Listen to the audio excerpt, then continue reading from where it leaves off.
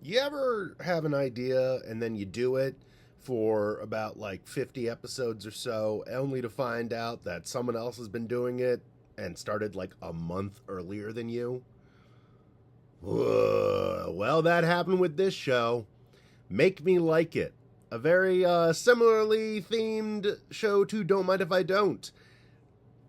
And they beat me to the punch. So what could I do but go super meta with it and then see if I could convince them to make me like their show? Make Me Like It. That was Kelly Hudson and Dan Klein, the married comedian couple that ripped off my idea before I could rip theirs off. You may love a thing that I can't stand. Spiders, tofu, watching Homeland. Our interests are all varying. It's fun to be contrarian. But I'll try things that you all love to see if I can rise above. But maybe there's a chance that I just won't. So in that case, don't mind if I don't. Welcome to Don't Mind If I Don't. Hey, I'm your host, Aaron Gold. This is the show where I don't like things and fans and experts come on and show me why I'm wrong. So maybe I can grow as a person and feel like, oh, you know what? Oh, I have insecurities, but I also have love, and the love wins out. Today, we are talking about the hit podcast, Make Me Like It. If you haven't heard of Make Me Like It, let me pitch it to you. It's basically this podcast, except more successful and bigger. So I'm totes jealous. Joining me today are the hosts of Make Me Like It, Dan Klein. Hello. And Kelly Hudson. Hey, guys. Hey, we're sorry. We're sorry, man. I'm sorry. Oh, I'm sorry. I've been trapping your flavor, it seems. Yeah. Well, you know what, though? We probably ripped it off from you somehow. I don't know. I was hoping that was the case. No. Wait, I don't think that's true at all. No, it's not at all. Oh, you're just being nice. I'm just being Very silly. nice, but Yeah. you have been around longer than me. I think you have me beat by like 6 months. Oh, Ooh, wow. Wow. Interesting. Very far into the podcast at that point. Wow. Oh, There are other ones. But here's the thing. Should I already go into like defense mode?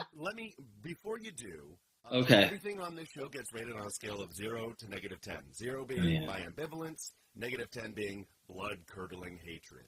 Ooh. Your show, Make Me Like It, clocks in at a solid negative 5. Oh, not bad. Thank God. That's a thank relief. God. Yeah, just hearing not blood-curdling good. hatred It's really not great, but I mean, Not great. also, I am fully aware that it's entirely out of jealousy. Like, it's Oh, hard nice. to listen to, like, a couple of episodes because it's same hard to thing. separate my own ego from like, your guys' art. Oops. Yeah. So When you listen to can I ask what episodes you've listened to, or sure. I listened to the taxes episode that you guys released recently. Oh, nice, yeah. I listened to the musical episode that you had with Paul. Oh, yeah. Hopkins, and I listened to that's the a good one. Superheroes episode that you had with Oh. Paul Shear. Paul Shear. Ooh. Yeah, two Pauls. Bone to pick Or- with you guys. You get much bigger guests of people that I would love to meet. So, Well, that's Yikes. that's a Los Angeles thing. Well, yeah, but That's purely but also we know geographical. those people. Yeah. Yeah. Shoot, I'm trying to be nice again. This is so. I'm like, because I'm in New York and I have Yeah. not interviewed Lin-Manuel Miranda. Like, oh Sure. yeah. Sure. I don't think we would have access to him. I don't know. We know some friends that went to college with him. We might Oh be able to yeah, pull some maybe we strings. could. But No, you know what? you? We're emailing him right now. In my own coffin? Lynn's booked for this fall. Yeah, Lynn's in. Just kidding. Make me like Moana. Just kidding. I love it. I love That Moana. was really, really good. Yeah, it was Glad really we can good. all agree on that. Yeah. Maybe we should just find things that we like together. If it has The Rock in it, I'm at least going to go, okay, what do you got? Like, Yeah. he's the So most what- charismatic man in the world. Do you As of right now, yes. when you're looking at a list of our episodes, are you saying to yourself, yeah, I don't like all that stuff either? Or are you kind of like, I love all this stuff. Are we coming from a different perspective in general from you? I'd say 50-50, like, because I am all about superheroes. Like, Ooh. I saw Infinity War for the second time yesterday morning. So Whoa. Oh, yeah. That's big shit. all about it. That's an investment in my book. Well, that was a rare case where sometimes Kelly and I are split. So Right. our show, for people who don't know, is not Kelly and me trying to convince the other one, though we should do an episode like that. That would be fun. But you've helped us again, Aaron. Oh, boy. Dang it. But is usually Kelly and I are on the same page and we're talking to someone just like you that they like something that we don't like. But for superheroes, a rare occurrence where Kelly seems to mostly like them. We've had a couple episodes where I like something that Dan doesn't. We have yet to have an episode where Dan likes something that I don't. What would you that hate even more be? Things.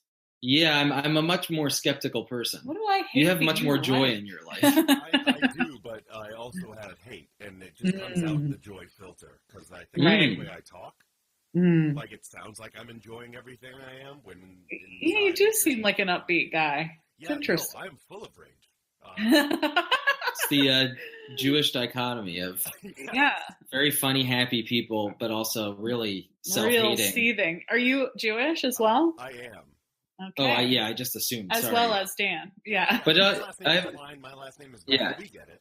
Yeah, you okay, get it. Cool. You guys are all on the same team. Yeah. I'm the outlying shiksa over here. It's true. I'm very happy. Make me like lucky. shiksas. Yeah, I've got resting bitch face, but everyone knows but I like things.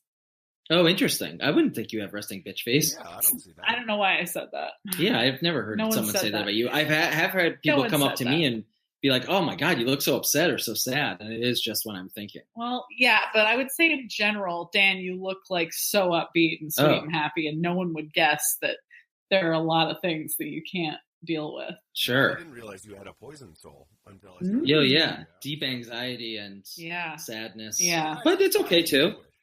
Yeah. Oh yeah. Territory. Oh yeah. Poison souls. I'm not allowed to say that. Bye-bye. No, you're allowed to observe it. Okay. Yeah. You buried into it. You I did. Yeah. I did. You and my Venezuelan stepmother. Oh. Larry, I think we should go down like the similarities and differences between our shows. Right. Yeah. Let's go down that path. One similarity that really shook me, you've got a similarly styled logo.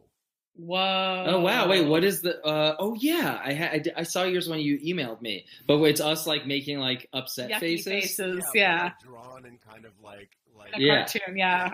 We had our friend draw it. Oh, you did the same. Yeah, same thing. What if we had the same artist inadvertently? That would be terrifying.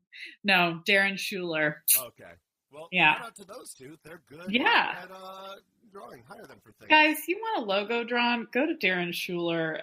He is a fantastic guy. Actually, you should follow his Instagram immediately. It is good. He's a great cartoonist. Omri Kadim saved me from a burning building. So maybe. All right, you have us on that one. Yeah. I'm not lying. One interesting difference, I always have two guests on my show, and you guys are the husband-wife duo of hosts. Right, with one guest. And what are your two guests usually? Are they differing in their expertise? I have three check marks I want to fill between two people, and I kind of, it's ambiguous how it gets filled, but I want one comedian, one person with like an expert level knowledge on the subject. Damn it. All right. This is okay. We're about to give you a big reveal here in a minute. Keep talking. And just because, I'm lower on the notoriety scale, I like to have at least one person with a decent social media following. Gotcha. Well, listen, our original idea for the show was we really wanted to have like a funny friend come on and talk about something they like, and then get an expert to also come on. But get this, guy, we're too lazy.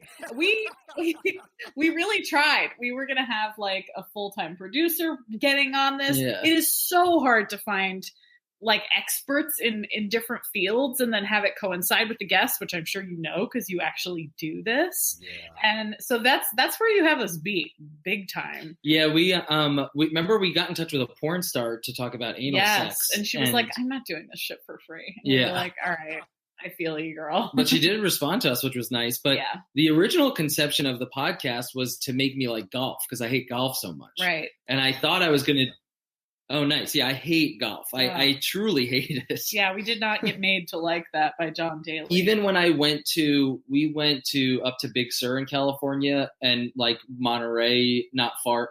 So we went to Pebble Beach, the golf course, because there's this like really nice drive around the coast, and the golf course is right there, and it's stunning, and it's the nicest golf course I've ever seen. And I still was like, well, why the hell is there a golf course here? I hate this. Like, it would be so much nicer without the golf course. You've ruined it with the golf. A bunch of rich guys just like took this beautiful coastal property and built golf. Swings and sticks. I went golfing with my dad, who's super into it, and mine too. One, he lost me when I was like, "Oh, this is a nice area. Can we get a golf cart? Because I'd like to drive it." And he said, "I believe it was no," and like that took away half the fun right there. Yeah, my dad doesn't cart around a lot either, which I don't like. Yeah, the golf cart is the only redeeming quality. You get to take a little ride, get some breeze going. Yeah, it seems insane to me. Yeah. Why wouldn't you? I don't know. Is there a snobbiness to it, or do they want to get exercise? What is it? It's probably a little bit of exercise, but mostly they probably just don't want to spend the money. Yeah, I think it's probably a lot more money. Oh, because you'd have to rent the golf cart. Although I wonder if my dad does now, because he lives at a retirement community and owns a golf cart. Yeah, my dream. It has been realized by Steve, my dad. Man, you should pimp it out when he's not looking. Well, it is a really funny golf cart. He bought the golf cart used from another guy. Yeah. And it like it's like it looks like a kid's wagon or something it's like it's like a miniature car. Yes. It's like it's a novelty. It's a novelty cart. A little car front piece on the front. Like one of those Hummers that you get for like a 4-year-old to drive around in? Kind of, yeah, but a golf cart version of that. Yes, so like it's a golf cart built on top of a little mini car or something. It's really very bizarre. funny looking. And we thought... This is my jealousy. Oh, wow, yeah, it is pretty nice. Well, yeah, no, it is very funny looking. And we were like, is this normal? And then finally I did see a bunch of other novelty vehicles like that on their property. Yeah, there's something about maybe living in a retirement community and everyone's just goofing around or something that it's like, that's fun. Yeah, they think it's fun. But when I saw it, I was shocked. Like, yeah, no matter what, fuck it. Like, who cares? The best. Right. Yeah, right. I've started to, I noticed that if, well, I'll just say it, that if I fart in a public restroom, it doesn't, I don't love to do it, but it used to be like the most embarrassing thing. Right. And I think I'm in the middle now where I'm like, all right, what am I going to do? Right. Whereas I think in 30 years from now, I'll be like, what do I care? Who gives a shit? Yeah. Yeah. Suck on this. Yeah. Smell my farts, bitches. Smell my farts would be a great insult. That is a good thing. I'm surprised that's not. Yeah, shut up. Smell my farts. I think my favorite fart that I ever heard publicly was at Penn Station. Not Penn Station. What's the other one? Port Authority. Port Authority. At Port Authority in the What's bathroom. the grosser one? It's more disgusting, more depressing. Yeah, so we were in that bathroom, and this woman just let one rip, and she goes, "Ooh, that felt good." Oh, wow. I've been holding on to that one all day. Oh, my gosh. And then she comes out, and she's this gorgeous woman, and I was like, what? That was, I look up to you. You're an amazing person. That woman is my spirit animal. Yes. Yeah, what a wonderful lady. She's like, I want to marry her. I know, you should have married her. Yeah, if you're listening, yeah. We think you're really cool, and I bet your colon's doing great, while all of us have just like rotten gases. Oh, no. That we're too afraid to let out. It's true. Well, she was holding it in all day, so she's not that great. That's true. She was waiting for the nasty bathroom stall. Yeah. I never understood the idea of holding in a fart until you get to a bathroom stall. I'm just like, one, it doesn't really do it. Yeah. Yeah. Two, it's still public. Hilarious. Yeah, if anything, it's even louder in there because it like reverberates all the like tile and stuff. You've got the little metal speaker underneath you. Yeah, the little porcelain speaker. Yeah, surrounded in your own shame. Yes. Yeah. If you've got a fart, share it with the world. It's the world's oldest joke. And it transcends all language. Real quick, quick true. story. We were at a wedding this weekend, and someone farted on the dance floor, and it cleared the floor. Yeah, it was such a poisonous fart. It was like everyone was like, "Oh!" It was pretty crazy. Like gas, Smilix gas from Batman. We were running off. Do we know who did it? We don't know who did it, but Kelly and I were both very proud of ourselves that we knew we didn't do it. We didn't. And it was a real relief to know that we didn't have to lie about it. Run away and be like, I wash my hands of this situation. Yeah. and then literally wash your hands. Yes. Do you guys, since you guys are both, I guess it's to say, established comedy writers. Sure. So hard for anyone to say that. It's a difficult situation. You can get ripped out of the game at any moment. Yeah. How does the jealousy level kick in with your friends who are like showing up on TV a lot more regularly, being household names? Oh, geez. Well, did you see that movie? What was the movie about all this? That was Mike Birbiglia. Oh, Don't Think Twice? Yeah, I never saw it, but I know what it's about, and I know it's extremely on the mark. Like, because we started out as improv people who then, tried to like become performers on SNL, and then, got into writing more and da-da-da. Now we're professional writers for the most part. But yeah, it's terrifying when other people start to move up faster. Yeah, it's just a weird part of I feel like it's a unique industry in that sense that I don't know if that happens too often in other areas of expertise, that some people fly to the top. Skyrocket. I mean, I guess they can. Stardom. Yeah.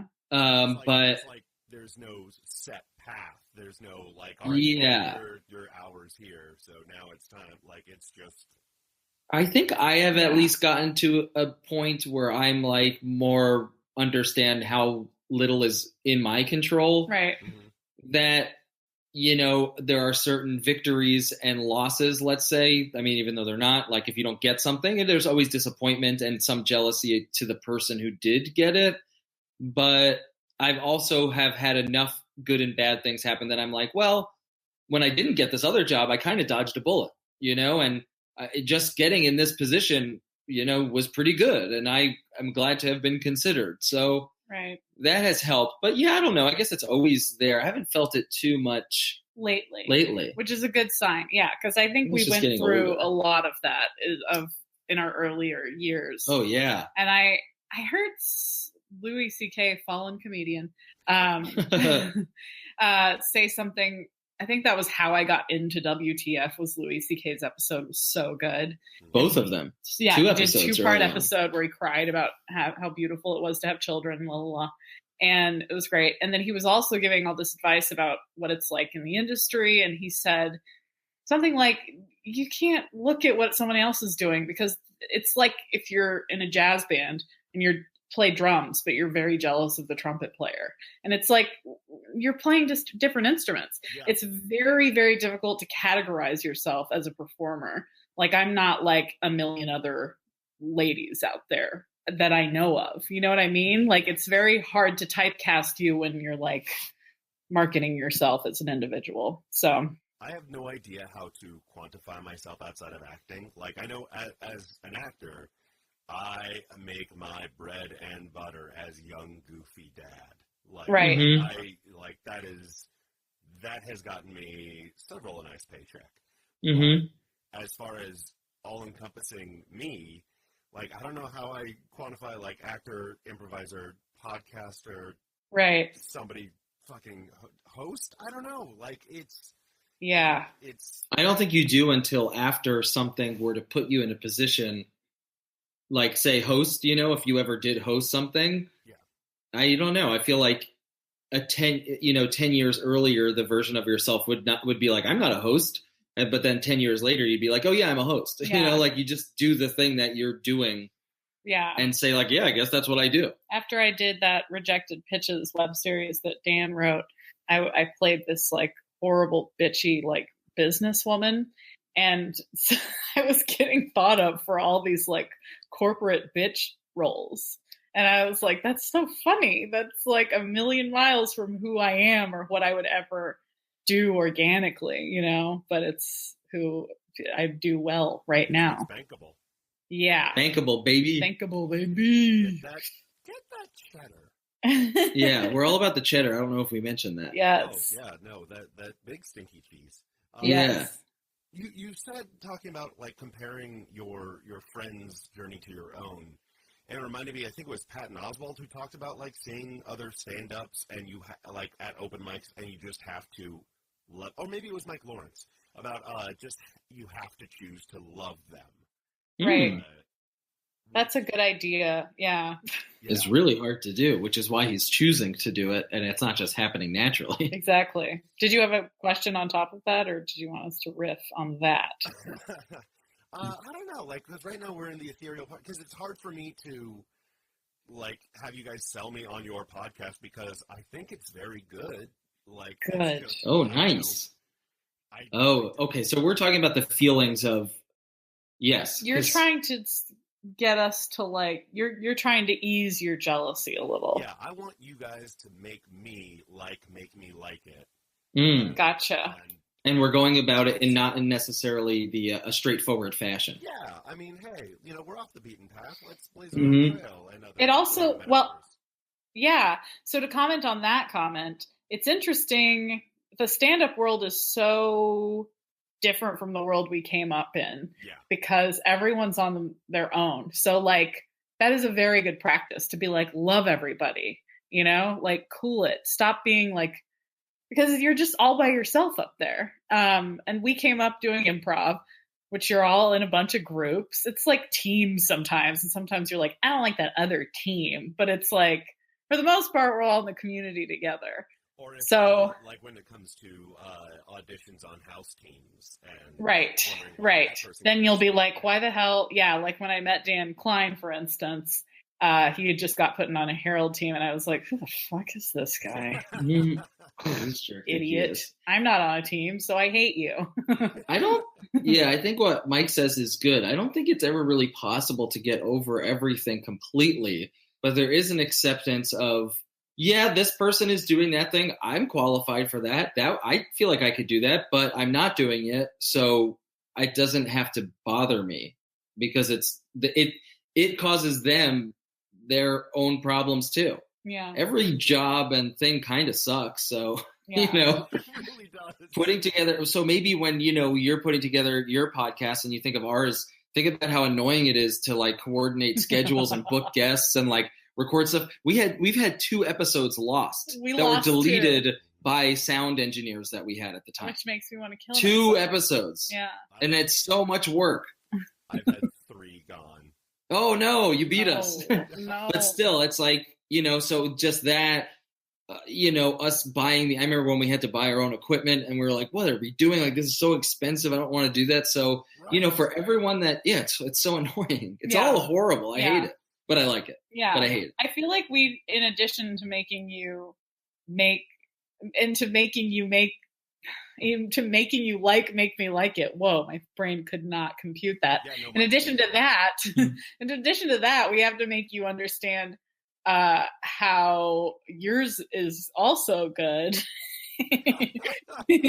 And ours is also hard, and we're like all in this together in, like, the struggling podcast. I think I do a thing where when I am, say, jealous or not even jealous, just looking up to somebody and idealizing, like, what they go through, that I don't realize that they also have a struggle that they are dealing with. Yeah, that's always it's very easy to think, like, this person's doing this thing and they've got it figured out. And it's like, when you talk to that person, they're, like, probably a lot crazier than you are. And they're busting their asses so hard and, not really enjoying the ride. So many successful people, too. I meet them and I'm like, oh, no, you missed out on this whole other side of life. Like, they aren't in a relationship. Not that everyone has to be in a relationship, but they neglected that. You do. You do. You do. It's pretty good. Yeah. Let's hold each other. Let's hold each other. Yes.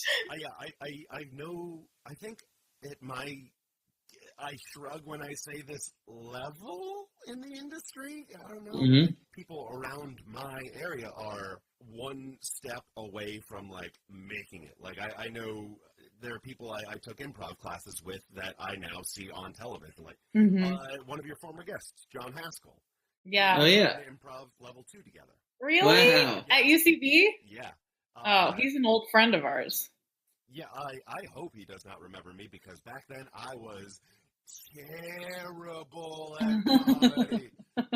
I bet John was too. No, he was pretty good. He was? Wow. Yeah, that's good. He had a good handle on it. But John's one guy. John is one guy, and I'm not saying that.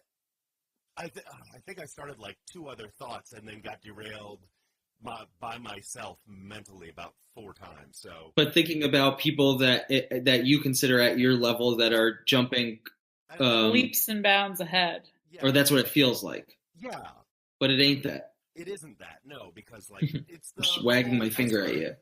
Yes, yeah, you are. But I think also like yes, yeah. The iceberg thing of like you can only see the top 10% of any iceberg. You don't see the 90% below it. Right. And it's so much cooler down there, man. Let me tell you. You got to see a glacier from the bottom. Yeah. But I think that, yeah, I mean, it also depends on what your focus is. Because, yes, you could focus on John Haskell, but you could also focus on everybody else in that class. Oh, boy. And how there's a very fine line between what one person considers a higher level and where they are at, if that makes sense. Like, for example, I remember talking to a friend. I was currently working on a show. I was writing on a show, and he wasn't. And he was really feeling down and out. And to me, at that point, maybe easier said from my position, but I was like, there is a really thin line between us of like what you're worried about with, quote unquote success. Yeah. And that's just like not real. It's like I happen to be working on this thing and it's great, but at any time, the show I work on could be canceled. I could lose it, whatever, and you could get something, and you're working hard, and that's just what happens. Yeah, all the time. It does happen at my level too. Like a friend of mine, I just beat him out for a commercial casting. Boom, bitch. And yeah, you were like in your face. Yeah, he's like, of course you would, and you're like. Yeah, some people have this viewpoint of you. They're like, of course you got it. And you're like, wow, why would I get it? What do you mean? Little old me. Yes. Like, yeah, bro, didn't you like book a movie? Like, yeah. The fuck up. But, yes, right. We're all doing the best. And also everybody wants everything. Yes. That's true. No one's ever like, I booked the thing and I'm good for a while. It's like, no. I want that thing and I want to get the next thing and I want to be considered for the next thing. And I still want to be on a Herald team. Yeah. Hello. And I want to have time for that. Yeah. Yeah. Put me on one. Yeah, I want so a Herald sad. team just so I could say like, never mind. And then this said, Aaron Gold was never on a Herald team. Yeah. Yeah. I want my bio to, say something about being on a Herald team. Your obituary? No, my UCB bio, way more important. Herald team. That'll be on my grave. My grave will say robber baron. Yeah. My first Herald team in 2009. Well, what kind of jealousies do you guys feel towards your peers? And you're not only in the writing world now. Yeah. But you're also in the podcasting world. Yeah, tons of reasons to feel jealous. Oh, yeah. Our podcast, I wish we had way more listeners. I want to be like one of those wildly successful podcasts that has like 100,000 listens per episode or something. And we're just not. And I'm like, but we're good. And I know we have fans. Like we met a fan at the airport the other day. Oh, yeah. He was like listening to an episode and approached us. And I was like, wow, okay, that means someone likes it. That's neat. But come on, like everybody like it. Just catch on. And, and like, yeah, some people just have such wildly successful podcasts. I think that's my jealousy is people who have something that catches on really fast. Yeah. Because I've never been a part of that. Right. We did have like one viral thing. Remember our fake menu? Oh, yeah, that's true. But it didn't. Did it catch? Did it get? It helped. It helped with things. But again, so I don't know if you know about this thing that we did in 2012. We passed out this like fake menu for a restaurant called Fud's. And it sort of went viral at the time. And GQ mentioned it as like one of the funniest things on the internet ever. Or it was like one of the best pranks of 2012 or which something. We didn't really consider it a prank. But anyway, it got very popular because it didn't have our names on it. So then people were trying to figure out who did it. Yeah. So that was like very fun, and some places like posted about it. And we got some general meetings out of it. Yeah. So that was very exciting. Now, did it really amount to anything? Well, I guess we did write a book. We wrote a book, but then the book did fine, and then then it's just over. It was like, it's not like, do you want to write another book? We'll give you more money. There wasn't that. Yeah. It's not, there wasn't like it was a huge hit. Oh, wow. You guys are going to be set for life. There's never like that moment. Yeah. I haven't been part of something that's a massive success. Yeah. No, but you're both at the point where you're making your income entirely off of your art. Yes. Yeah. Yes. Yeah. That's the line I want to get to, because I'm like booking more and more commercials and stuff, but I still have a day job, and I don't like it. Like, oh, dude. Fun, but like, dude, I'm jealous that you book commercials. Ooh, I've been nice. auditioning for commercials for like 5 years, and I've booked one, and it was like a really close friend was directing it, like that's why I booked it. And so it's like, how does that happen? Why can't I do it? People want to see me on a commercial. Come on, guys. Yeah. And it's just, it blows my mind when people book commercials. I booked one commercial that was an internet ad that I submitted myself for through the UCB, and I think they hired me because I don't think they had anyone else. So it was so weird. Yeah. But it was an internet ad. Yeah, and a bunch of old family friends. Oh yeah, family loves that stuff. Family loves it. That was their proudest moment, was me in an online Old Navy ad. Right, people seeing my Red Robin commercial a couple times. Whenever I think it was promoting the new Terminator, Terminator Genesis like burger. Yeah, Terminator Genesis burger. Yes, yeah. Red Robin. Okay, that makes sense. Red Robin had not for Old Navy. Yeah, not Old Navy. Anyway, you should ever eat a burger with the word Terminator on it. Yeah, it seems very weird. It probably wasn't very successful. It had jalapenos on it. So that's the Terminator part. Yeah, there it is. The peppers, they but kill it is you. That is they like destroy you from the future. There are so many realms of the biz that I'm still just like lost. I'm like, how do you guys do this? Like, I still haven't like broken into like being able to audition a bunch. You know what I mean? Like that kind of thing. I'm not getting called in. That's true. I didn't have any auditions this pilot season. Ooh, I bageled it. 0, baby. So how do you respond to that? Us being jealous. Feel sympathy for me. My life is hard. Kind of, but at the same time, like the commercials I book are mostly non-union, so it's like, all right, cool, rent is due next month, but after that, sure. Yeah. Ugh. Yeah, but that's how it. Even if you made a ton of money, I still think you'd be like, all right, I got a ton of money now. I'm good for a year. But after that, yes. But after that, oh man, that year would be so nice. Wouldn't it? Right now, I'm in a good position, and I can revel in that and feel really good. Mm-hmm. Like at the same time, no matter how much progress I make, it's like, well, I don't get called in too much for legit auditions. Even like commercial casting offices like me. So where do you draw that line within yourself? Like, where do you have any hobbies? Yeah, I like a lot of superhero shit. Oh, nice. I'm becoming more and more of a role-playing nerd. Wow, nice. Cool. Well, I have found, and I think a lot of old comedians will tell you, that you can't tie your happiness to the biz. Because she's... Did you watch the Gary Shandling doc?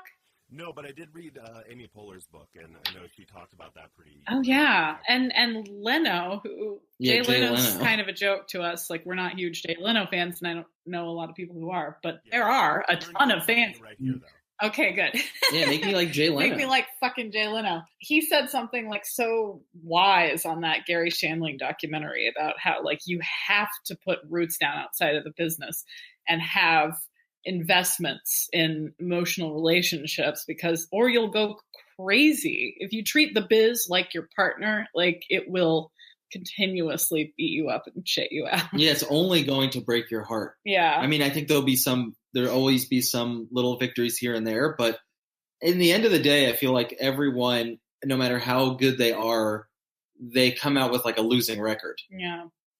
Because it's like, we know that, let's say Bill Murray was like in all these movies. We don't know about all the projects that he wanted to do that failed, didn't get asked to audition for, didn't get the part, did and it sucked. Like, everybody has, I think, more of those than. No one's going through their career being like, I have nailed it. Yeah, done. you know? That was easy. Done. It's crazy. And I think my therapist taught me a new analogy about like a river, like how a river hits Ever seen one? Ever seen one? So rivers, when they're like making their little pathway down to the ocean, like they hit a rock and they don't just stop, like they flow around and like find a new path. And that like is kind of what we're all doing with our careers all the time. It's like we're hearing no's and we're having doors shut all the time, but that doesn't mean we're like never going to try to open another door. I like that a lot. And like I'm you know, of course, it's the nature of anyone in the entertainment industry. We always want more and more and more, but yeah, because it's good. It feels good for us. It does. Like to have that. I never want to have that hole filled because I think it makes me edgy and pushes me. Right. And I'm okay with like all the fuck ups and stumbles I've had because I've always learned from it. Right. When this podcast started, I had a co-producer who was doing all the technical aspects. It was all his equipment. And then he moved to Texas, and I was like, okay, time to learn how to podcast. Oh, right. Jesus. So I dropped all the money on the equipment. I've been learning how to edit. I've been learning more and more as we go. Like right now, I am trying out this, I think it's called Snagit, this thing to record this conversation right now. Right. And hopefully it's something I can add to my arsenal, but... Right. Shrug City. Beautiful city. Love Shrug City this time of year. Full of ambivalence. Population? Nah. I do enjoy this learning part. Yeah, I feel like we're going to be real disappointed when we stop. Like, anytime I stop learning or being driven to, like, do and discover new things, I'm like, what am I doing this for? This is dumb. Like, what's the point of being alive? You know what I mean? Yeah, you get it? You feel it? What is the point of this thing? This whole trip? Well, I will say, too, like, I thought at a certain point, because I, like, before I can get any jobs, I would make YouTube videos. And then when I got jobs, it was harder to have time to do that. Yes. But while I am off, I still typically try and make videos because, and I hate doing it because it sucks. And I'm like, I can't believe I have to spend all my money on this, but there's no place to give me. It's hard to, I can't imagine finding a funding for like a single YouTube video. But at the same time, it like reminds people that you are still working. You still get to connect with people as you're doing it. You're still learning about like producing and stuff. And it's crazy to be like, wow, I've been making YouTube videos for, almost 10 years now or something. And every time I do it, it's still hard. And I still run into many pitfalls. And you're like, geez, I thought this was the one thing I mastered. And I'm not even close. Mm-hmm. So I think even the things that you think you might outgrow, you also might not. I don't know if I'll ever outgrow doing this podcast because like it was something I wanted to do for a little bit, and then when I started doing it, I didn't realize just how hard and how quickly I fell in love with it. Mm-hmm. Like, since you guys have a similar podcast, have you guys noticed that these things that you are being made to like have changed your life at all? Oh, yeah. Yeah. It's definitely just opened your mind up to a whole new section of the world almost. Do you know what I mean? Like, it's great. That I was way wrong about.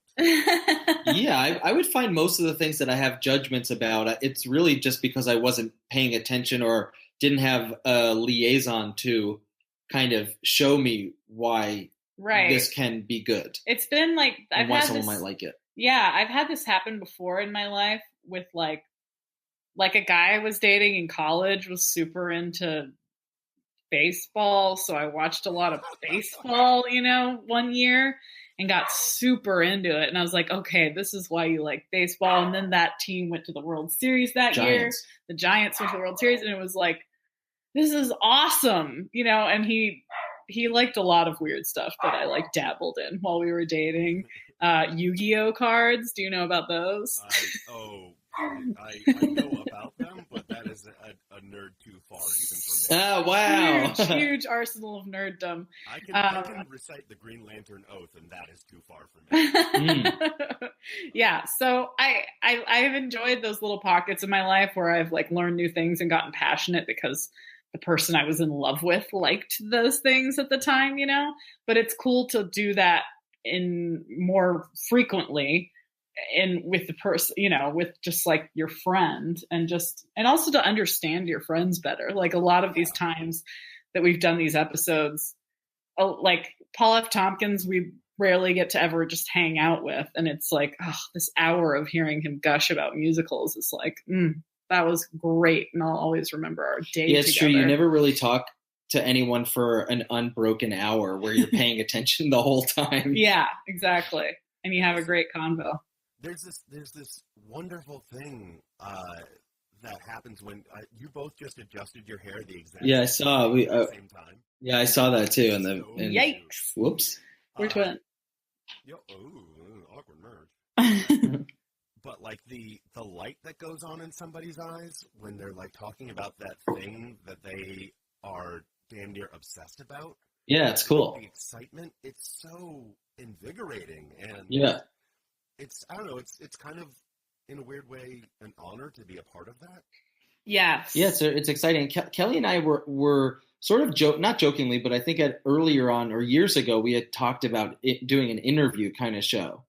Yes, just called interviews, and it was just like interviewing. It was just going to be like interviewing people, kind like of Charlie Rose style, but just people, or people that we knew. Yeah, and I've always been kind of obsessed with, especially good interviews. But yes, this idea of like long form conversations with people, right? That maybe don't always get a chance to do that, because you never know what you're going to get. Yeah, it's usually pretty interesting. And also, I had been on an improv team that started like the show by interviewing an audience member, and audience members would always they would oftentimes be pretty embarrassed and like didn't always want to reveal things because they thought it was too boring. Yes, they'd be like, you don't want to hear this. And it's like, no, we do. Like, even if it's like you think you have the most boring life, just the idea that someone lives, I mean, this is what people watching is, right? Like when you go and see people out in a city that you don't live in, you're like, who are these people that are just like, they're just living here? Yeah.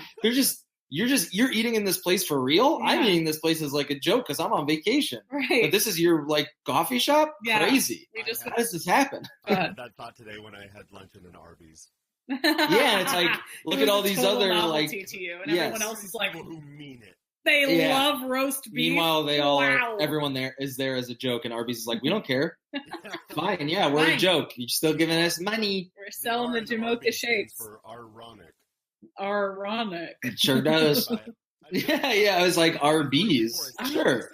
Bees. And then, also I did think Arby's does stand for something. Yeah. Is it RB? Roast beef. Yes. Okay. Yeah. Okay. That's why. It's complicated. Yeah. Roast beef. But they spell it AR. Come on. It's a lot. It's a lot of jumps. Guys. Yeah. Come on. We got you. Arby's. I was going to say, congratulations on such a good idea for a podcast. Oh yeah. Nice. And you guys as well. Hell yeah. Let's compare our podcast for a second. Okay. Because we do have an inverse on a couple of things on like the guest to host ratio.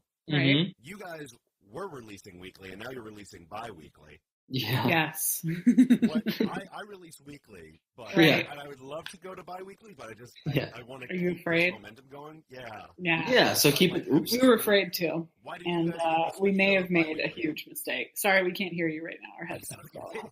Wait, we may have made a huge mistake? Yeah, I was saying maybe we made a huge mistake by going bi-weekly. Maybe we're losing listeners. Really? Switch back. Yeah, we could release as many episodes as we want. And I don't truly believe that. Oh, okay. I couldn't tell how genuine you were hypothesizing. Yeah. Yeah. I mean, for us, it just got so hard booking people and having the time, and we were both working for a while, full time, and we're like, we can't. Like, there's a string of episodes where it's just both of our coworkers. Yes, because all we were doing was working. They're the only people that we were talking to. I had like 6 episodes in a row of Funny or Die employees, and then we did a bunch with Great News employees. Yes, and it was like, please just stay after work and talk to me for an hour because we have no time to do this otherwise. Yeah, it was really hard. Yeah, that was tough. To peer behind the veil for a sec, like I had, for this week, I had run out of my bank of episodes, and I was like, and every episode I tried to schedule was just not happening. Shit. And then when like it just lined up that you guys were available for right now, I got so excited that oh man, they live together and have one audio setup. That is true, dude. So Boom. easy. It's perfect, Yes. man. It's On done. the plus side, this will be out on Thursday. Wow, that's great. nice. Yeah. We've guys got a are little talking bank to that's us running on out Monday. right now. Yeah, we've got 2 or 3 Oh, crap. more. No, we've I feel crap. The bank run low. And also, we've started this habit. Here's another comparison. We do something at the beginning of our episode that I don't think you do. We do like a little comedy cold open, and a like little skit. those little skits, like you committing for the whole shit. Like we have to do one every fucking time. Yeah, And it's really hard. So annoying to come up with sometimes, where we're just like, I don't know what's funny. It's never been easy. Yeah, and it is And it's- funny though to watch like Cheers or something, and some of their cold opens just make no fucking sense, and you're like, it's because they ran out of ice. They had no idea that Yeah. week.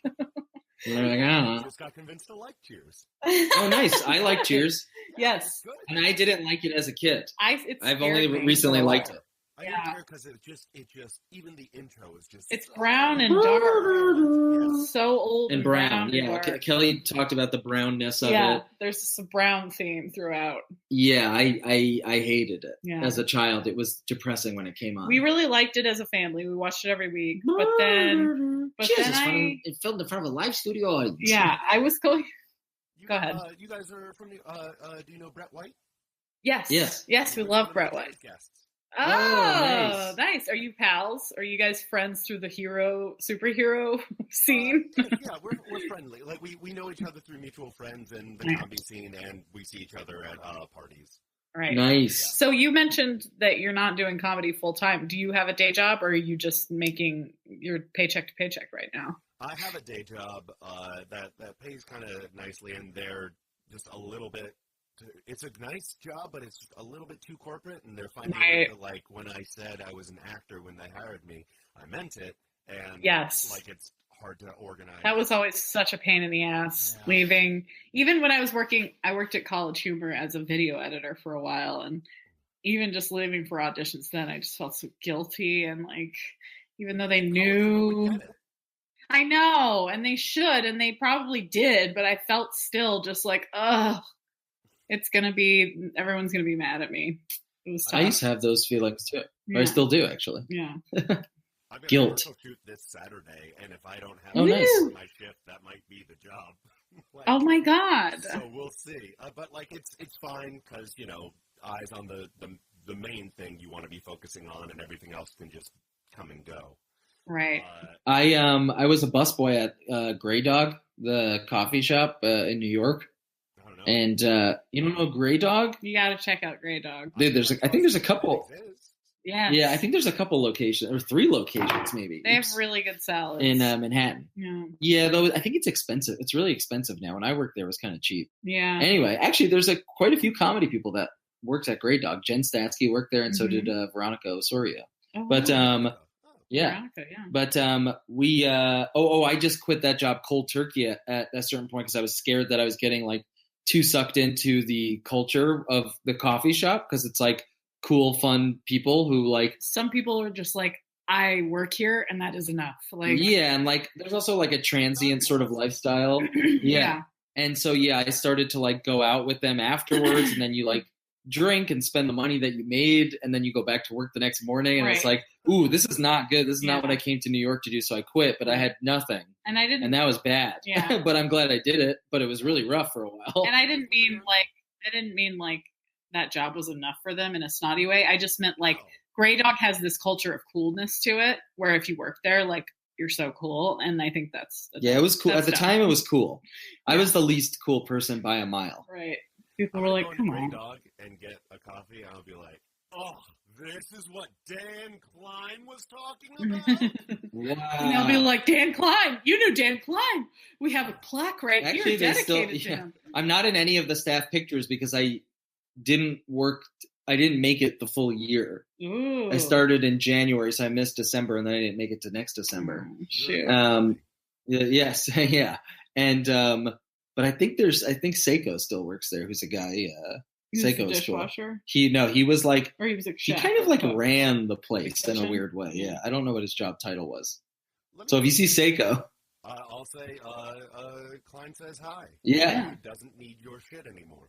No, Seiko was cool. I'd take that. Seiko wanted to boss me around here. I'd accept it.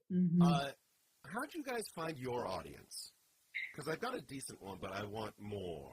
I want them. I don't know. Don't know. I think it had to do with probably the reach of our guests. Yeah. We started out with a pretty good episode. John Daly is like a big name. People typically listen. We get more listens based on if it has sex in the title, probably. Right. Or if if people, if the person's a little bit more well known. We also we went through a network, which some old friends from College Humor run, Jake and Amir. Right. And so I feel like, I honestly don't know how this works. I don't understand it. But I have a friend, Alexi Wasser, who's like, her podcast Love Alexi seems insanely popular. And I'm like, what does she do? I think it's because she like really publicizes. And she talks about it a lot. She's also like so beautiful and like has a great like Instagram following, so like because she's so pretty, not because she also has an amazing personality and is constantly Instagram storying. So there's things that you could be doing, but I started posting on Instagram when we released an episode. And I think that's helped because people who follow me then see that and listen. Some people like I know some people that were like, you have a podcast, and then find out. But yeah, friends of like, we encourage our guests to like post, like, please post this on your fucking Twitter. And then we beg everybody for iTunes ratings. We do. We do beg for our iTunes ratings, and then we bribe them by doing weird things. Oh, yeah. Yeah, we bribe our listeners. We did this one thing where I said I'd put my finger in Dan's ass if we got a certain number of 5-star iTunes ratings. Well, don't keep us in suspense. No, I did it. No, she did it. She did it, and it was so weird. It happened, and it was weird for everyone. And it scared me. It scared us all. I think I did pointer, just to keep it simple. How could you forget such an intimate moment? I think it was like a blur because we were just trying to get it done. I was so scared. Dominant hand. I just wanted to have as much control as possible so that I did not hurt him. So it was like pointer finger, dominant hand. I know exactly where it's going and how hard. I have mastery over this instrument, yes. So yeah, you should stick your finger in your butt if you want more listeners. Well, I did sort of feel like there was this appeal of doing something nasty on the air. Because, like Howard Stern got his start that way of being like, I've got a naked chick in the studio right now. And I was like, this is going to get some listeners. And I have no idea if that's true. Oh, yeah. We've done a few nasty things. Yeah. I like the biggest podcaster I've got a personal relationship with is Billy Procida because he's got the Man Whore podcast. And like that's doing really, really well. But partly because it's Man Whore topic. Yes. Yeah, what you said about people loving sex in their podcast is totally true. One of my highest rated episodes is the one where people convinced me to like BDSM. But, oh, wow, yeah, I saw that. No, my eyes were drawn to that episode immediately when I looked at your list of episodes. I was like, I got to listen to that one later. People love that sex. Yeah, people love that sex. And I think they also like specifics. Like, I feel like if like our episode on superheroes might not do great, but then like if we did one on Batman, I feel like all the Batman fans were searching Batman podcasts, right? As a former Batman, actually current Batman fan, I could totally get that. Yeah. So what do you guys do to market? Just post on Facebook? Because I fucking can't stand marketing. I post every episode, but I hate myself a little bit every time I I don't post on Facebook anymore. I got off. So I post on Twitter and then tag everyone and then tag our headgum so they'll retweet it and and then I post on Instagram. If you're lucky, sometimes I won't do it. I'll forget. But yeah, I try to post on Twitter and Instagram. I've thought so many times about like, why don't I just make a Make Me Like It Instagram or Twitter account so that people can follow it and know what's happening. And I just never do it. I'm like, it's too late at this point. But I would recommend doing that. I have those. You have those. Okay, good. I just don't feel like it. Yeah. Oh my God, I don't feel like it either. Yeah. But I'll usually follow Kelly's lead and post on Instagram or Twitter. Yeah, he'll tweet. Yeah. How much do you guys play up how much you dislike something? Or is it all pretty much honest? I play it up in the description always, big time. Like I write a description about like, oh my God, this is horrible. and we will play it up in the intro for sure. But I don't think in our conversations we usually play it up. Well, our conversations usually we're easily convinciable. Right. We're real gullible losers. Yeah. That someone's like, "Wow, this is nice," and we're like, "You know what? That does sound nice. Okay, thank you. Yeah. Bye. Yeah. I think we put up a lot less of a fight than most of our guests even are expecting. Yeah, and then when we record our conclusion, I'm like, wait a second though. Come on, this is 7-Eleven we're talking about. I can't get on board with this shit. I liked it. Yeah. So, but yeah, we do try to play it up a little in the intro to be like, to kind of build it up and be like, this idiot's going to come in here. Mm-hmm. I feel like I only play it up a little bit unless it's something that, like, I just did a Juggalos episode, and that that's a good one. Play up too much because I fucking hate them. I started to like Juggalos. Why? Because politically, they're very progressive. Liberal? They're not? A little bit of column A, a little bit of column B. Oh, okay. Well, I mean, Well, yeah. as far as like women's rights, and women are not equals. They're juggalettes, and they're like expected to like give head constantly. I feel no. Right. Oh no. Okay, never mind. Yikes. Yeah, but on paper, they definitely are like, yeah, hell yeah, abortion. Well, let me ask you guys this. Since you have been doing this longer, this very similar premise, mm-hmm. What have you noticed? Any things I can glean from your brains that I implement myself, siphon off your wisdom? That has maybe changed in the podcast or or anything. Or just that we've learned. I mean, I feel like we've learned to do certain things faster. Yeah, make things easier for ourselves. Yeah, that seems to be the evolution of everything that I've ever done, which is like, oh, wow, I used to put a lot, not that I don't put any thought into it now, but now it's more of like. You get more efficient. Yeah, more efficient and accepting an idea and being like, this is good enough. Mm-hmm. Let's go with this and keep moving forward as opposed to getting hung up on something. Like when I was in a sketch group early on in New York, we could debate ideas and lines for hours. Whereas now, having written for TV shows, you realize like, time is of the essence. Like you got to get this thing done. You should trust your instinct a little bit. Yeah. And just like move on. I will say you were a lot harder to pitch cold opens to in the past. Oh, than I am now? Yeah. Now I'll pitch something and you're like, yeah, that sounds good. And before you'd be like, is there something else there? And I'm like, oh, let's just do it. Who gives a shit? I give a shit. Exactly. You would say that. And I was like, well, me too, but let's just do this. But I don't. Get the episode out. Yeah, just fucking do it. There's another. I feel like there were more things. Something I've learned is that like we'll never run out of topics. It feels like every time it starts to feel like we talk to a new person with a new set of things. Like we have a running list of things we might do an episode on. Same. But basically we just talk to a friend we want to have on the show and be like, do you have any things that stand out to you? Or do you have some weird shit that you want to tell us about? And people always have stuff. Just because you guys are the only other people, I think, on the planet that I can ask this question to, when you put this list together, I'm sure you're always updating it, do you find like, oh man, I guess I hate a lot? It is. Yeah, it felt that way at the beginning. At the beginning, there was a lot. And we also, I think, were more passionate about some of those earlier ones. Right. And now, like, the passion has dissipated. We're much more open. We also have just gotten used to doing the show. So you were just, like, used to being like, I don't like this. Let's figure out how to like it. You know what I mean? Yeah. And it doesn't scare me as much. Like it did used to scare me. I'm like, oh my God, I'm a hateful person. Right. Or I don't like accept anything. But in the long run, I'm just like, there's just a ton of shit out there I'm not going to know about. and I want to know about it. So let's do this. Let's throw down. Let's throw down. I like that. Yeah.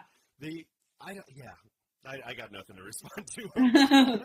just a nice, humbling acceptance. Yeah, there's just so many things, especially pop culture things. Oh my God, I don't or niche things. About anything that's like popular. Oh yeah, popular stuff. I'm like, oh, that's terrible. It'll probably do great. Yeah. Everyone will love it. This week, I finally heard Despacito. Oh no. Wow! You heard I didn't hear about it except through Dan. Yeah. Because at work, you guys, I feel like in writers' rooms, a lot of times you guys will sort of be grasping for straws or like bored or something. Well, people are and watch like, hey, have you seen this video? I would also say a lot of writers. Oh yeah, that's true. If we're bored, we want to watch a funny video. Yeah. But I would say also, there are a lot of writers that I've worked with that are interested in that stuff, right? And are more active on Twitter and everything. So you kind of find out the latest stuff. Whereas I, for the last week, have just given up all social media, and I'm having a great time. Yeah, not being on social media at all feels good. I don't know how you did that. Yeah. A friend of ours convinced me at an airport. She made me like it by saying what a waste of time it was, and I was embarrassed. So I was like, okay, I'll delete my Instagram. Who said that? Langan. Oh, Langan, yeah. Langan. Oh, yeah. Langan Kingsley. Catholicism. Her episode downloaded. Yeah, nice. Interesting stuff. We'll listen to it with more of an open heart. Yes. Aww, instead of crushing. Ooh, I feel our score going up. Nice, yeah. Maybe, who knows? It would be great if at the end of this you were like -10. These people are horrible. Yeah, I saw right through them. Liars. Hey, everyone in Los Angeles is fake. Liars.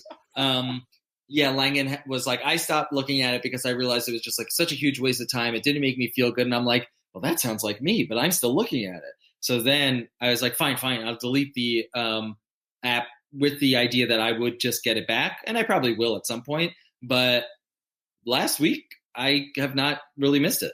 But see, here's the thing. You guys are both at that point of being able to fully support yourself on your art.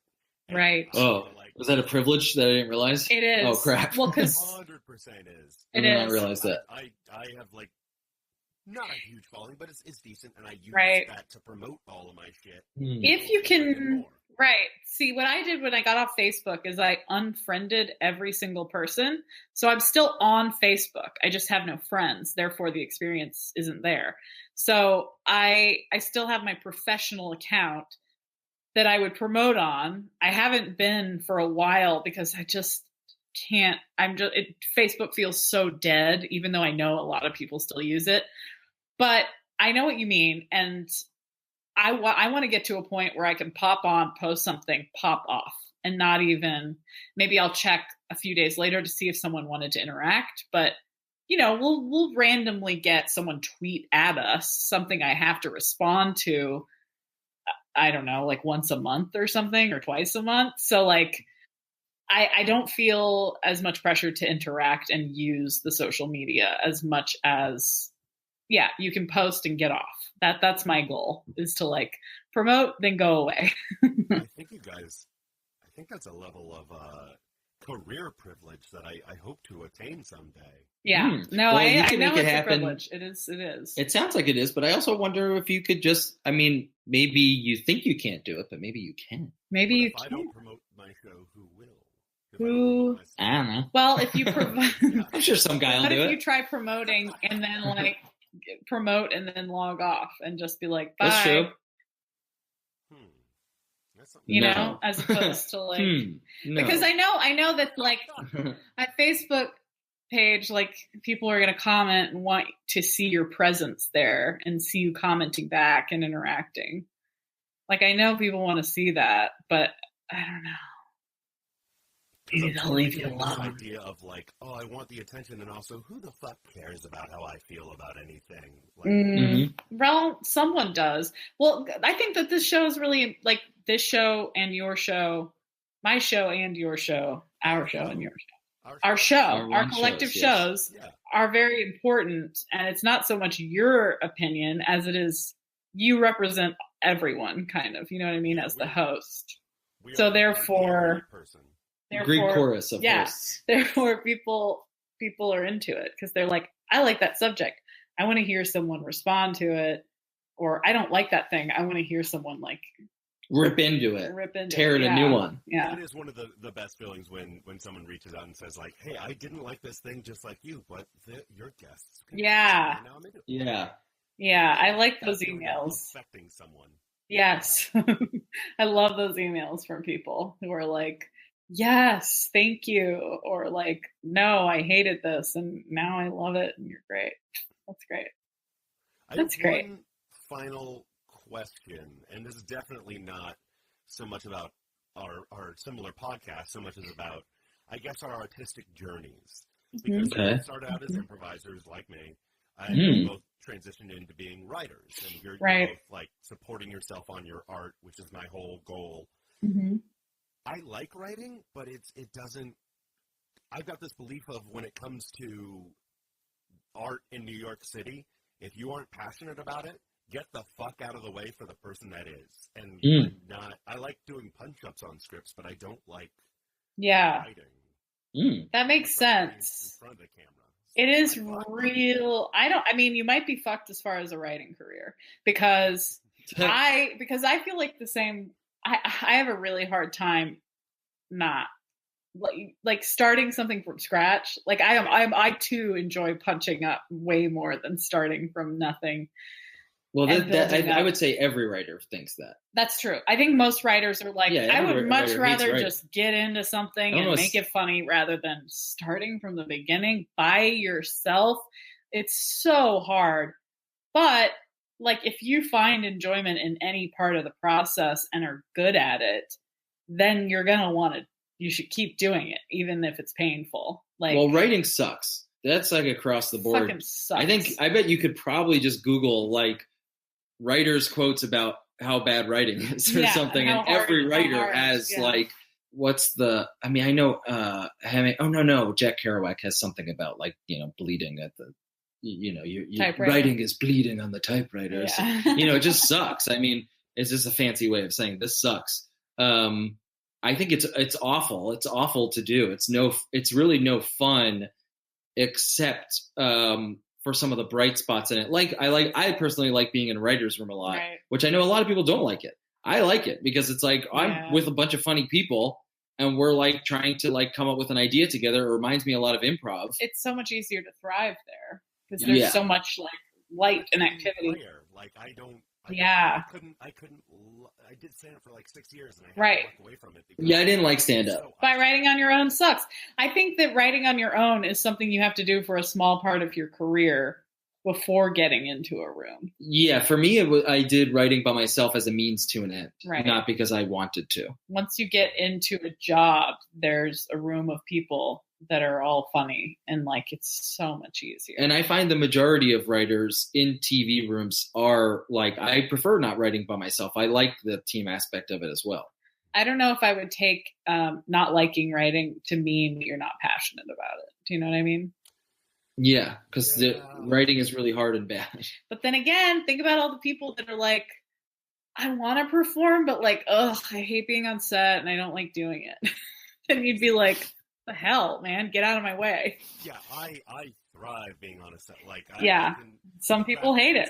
But like a 10-hour shoot, and then when it's my turn to go on, especially if the director is like, yeah, have some fun with this take. Right, you're like, this is the best. But I feel like even acting, for acting, there's a part of it that you need to be able to write for yourself a little bit just to continue acting when there's nothing to act. Yeah. That's how I started, I think, is just not really getting any opportunities as a performer. Like, well, what can I act if no one will let me act? I guess I will write my own act.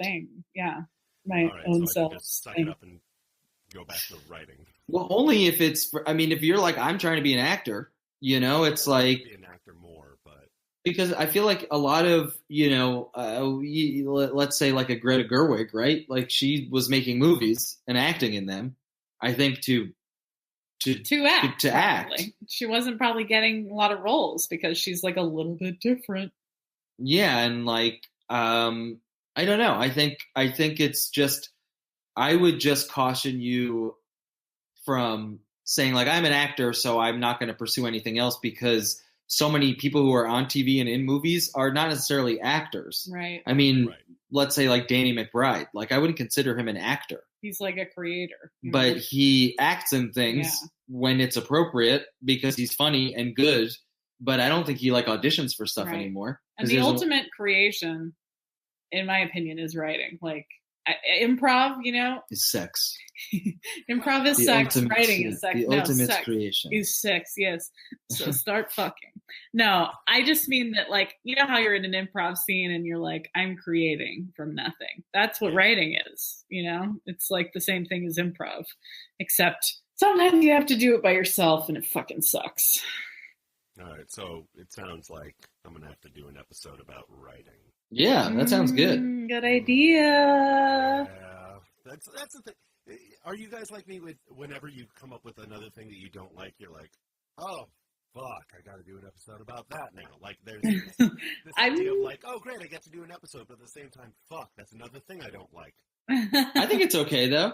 There are lots of things you do like. Like, I'm excited to talk about that the Happy Birthday song because I hate it so much. Oh. I think it's the worst song ever made. It's exciting to talk about things you hate sometimes. I can't believe that it's still in, like, you have to do it all the time. Right. It's being sung constantly. It's actually probably the most popular song in the country. And I think it's the worst song I've ever heard. It's not fair use. It's not fair use. You still got to pay Mildred and Penny. No, not now it is. Oh, they died? Yeah, they changed it recently. Someone died? They changed the rules for some reason recently. Yeah, but it wasn't for so long. Yeah.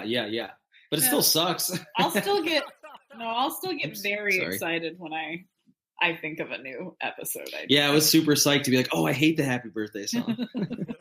I truly hate it. I hate hearing it. I hate when people sing it to me. I hate that everyone feels obligated to do it because it would be like weird not to. Yeah, but like, please don't do it. It's a fun. I hate it. It's also a fun thing to think about. What if I come out of this loving it? That'd be so fucking weird. Yeah, if someone could get me to do it. That would be crazy. That would surprise me. Wow. Who knows? It's a real stinker. I do love when someone completely 180s my opinion. And that's fun. Like, that's such a rewarding moment. Have you had this happen with your guests where they do a 180? On your episode? Because we've had that happen like twice. Damn near, but no. I think because I always have my guests always outnumber me. So they're like, we're winning. Yeah. I think that if one of them is about to check out, the other one can swoop in and save them. Our episode on pessimism. Yes, Andrew Law did pessimism and then was like, maybe I don't like pessimism, and we're like, good. Oh, you got him. and then Joe DeRosa was going to come on and talk about arguing, which he is so good at. And then he was like, actually, guys, I'm not really arguing that much anymore these days. And we were like, how'd that happen and why? And that turned into a really interesting episode. I'm gonna check those out. Please do. Everyone should. Everyone listening to this should listen to our show too. Please listen to our show. This is how we promote it. Please give us 5 stars on iTunes and we'll do something weird. We just peed in the same toilet at the same time. We did pee in the same toilet. How at the same time? It was, how did we end up doing it? I think you were facing the wall and I was sitting down like I usually would, but I was scooted all the way back so that my legs were spread and you peed between the legs. Yep. Ooh. And it was really difficult to do, and I was getting fucking pee splashed on my legs from both. Oh, pees. Come on, you loved it. No, I felt hated it. The best kind of sexual. Yes, the ultimate creation, peeing in the same getting toilet. Splashed on. Love it. Well, if we started with me at a -5, it is a lot about jealousy because I did enjoy your episodes and like we've got a lot of similar topics. Like, sounds great to me. But by extension, if I hate your show, then don't I hate myself? Yes, then you would hate your own show. So then that's definitely true. It's a great fucking idea. It is. Like, and you came up with it on your own. And you guys came up with yours on your own. We didn't realize. We didn't realize you had me beat by like 6 months. Well, again, but there is another podcast that does something similar to both of us too. There's another one? Yeah, there's another one. What are they called in fuck them? Well, it's a little bit different. Yes, no, I fucking hate these guys. Hate them, right? Yeah, let's all go on their show. Their show is a little different. but it is a similar concept called like guilty pleasures or something. And it's like people's guilty pleasures that I don't know if the hosts don't like them, but it's things, like you love to hate sort of stuff like that. So it's similar, not exactly. It's a little bit more askew from ours, but it's in the same world. In our little family here, they're the hacks. Mm-hmm. Yes. Oh, yeah. Definitely. Hey, if they're not there, I hate them. I mean, if they're not here. Whoever's not here, I hate. Unless if they're listening, in which case, please give us 5 stars. Yeah. Please, oh please. So we start with me at a -5. I mean, I enjoyed the episodes I listened to, and like part of the reason why I do my show is I like hearing what people are passionate about. It's nice to see that light go on in their eyes. And That sounds good. Yes, and the number is? Yes, please. Bump you up to a +5, I'd say. All right. Whoa, we went past 0? Oh my God. I enjoy. Woo! I didn't even know that was like a possibility. Me neither. I didn't know that either. I messed around with the format scale. of the rating scale for a while, but like now it is possible to go into positive. Yes. Oh man. Yes. That's great. That's really great. Yes. It made me like it. Yes, and everyone listening loves it too. Whoa! Look at the numbers on the screen. They're all going up. Give me some of that runoff. They're all calling in. We're getting the most calls. Isn't that I feel like that's the end of a movie. Yes. In a radio booth where someone's like, the phones are ringing off the hook. We're getting the most callers we've ever gotten. Yeah, that's how UHF ended. Oh, nice. Okay, I was like, is this a specific movie? I guess so. We're getting the phones won't stop ringing. Guys, do you have anything you'd like to plug? Make Me Like It is a podcast on iTunes. On HeadGum. Follow us on Twitter and Instagram, even though we're checking them increasingly less. Yeah. At Citizen Hudson. And my Instagram is Danky Klein, and my Twitter is Dan Klein is Fat. And there was a show that I just worked for called Great News. Yeah, apparently it's going on Netflix. It is going on Netflix. It was just canceled. Which is very sad, and I'm furious. But it's going to be on Netflix, so 2 seasons of that. Check it out on Netflix, guys. Yeah. In this day and age, could come back. Yeah, you never know. Someone That'd be nice. Could rescue it. Please. What else? Oh, I have a short film up on YouTube called Tond, Tond. Oh, yeah. Check that out. Check it out. It stars me. I wrote it, and I edited it. And it's about an old man. Check it out. I will check that out right after this. Nice. All right. The old man? I do. It's a character I've been doing since I started doing comedy. Wow. Yes. Circle. Yes. I would like to plug, as always, You Are Not Alone, an uplifting show about depression every month at the Magnet Theater. The next one. That sounds amazing. Oh, thank you. I've been doing it for about 3 years now. It's my favorite thing I've ever done. Next one is Monday, June 4th at 10:30. Bit later than usual, but, fuck it. What are you doing on a Tuesday? Come on out. Also, come to the Magnet Theater every Thursday night at 5:30. I host the Mixer. Everyone can do some improv. It's a good time. You'll love it, and I give out prizes that are definitely not just random shit I found around my apartment. That's good. Thank God. But it's not, yeah. You can follow me at, hey, it's Aaron Gold on all the things. And you can follow this podcast at Don't Mind Podcast. Or email me at don'tmindpodcast@gmail.com. Also, if you shout me out on social medias or leave a review on iTunes, which you should, and also 5 stars, and also share with your friends, blah, blah, blah, you get it, I will say something that I like about you. John Heffley, I like that your last name sounds like the name of like an old British assistant, like, Heffley, come hither. It's a good one. Thank you. Jeff Summergy.